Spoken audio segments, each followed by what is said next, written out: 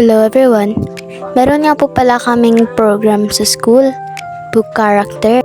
Pina-check nga niya kung okay ba sa kanya. Yung kapatid ko nga, todong flex ng costume niya. Nag-DIY na lang pala kami kasi na-short kami sa time. Nag-order nga pala kami, kaso lang kinancel namin kasi akala namin hindi aabot. At pagka-cancel namin ay na-cancel na naman yung schedule ng aming pag-book character. Tingnan mo naman yung mga supportive mommies dyan.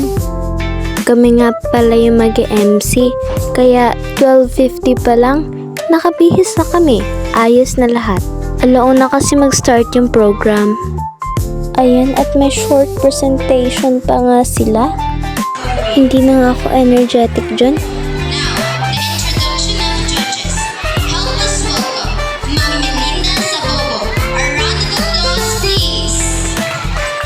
Nagkakagulo na nga sila dyan kasi kung ano daw yung sasabihin nila sa introduction.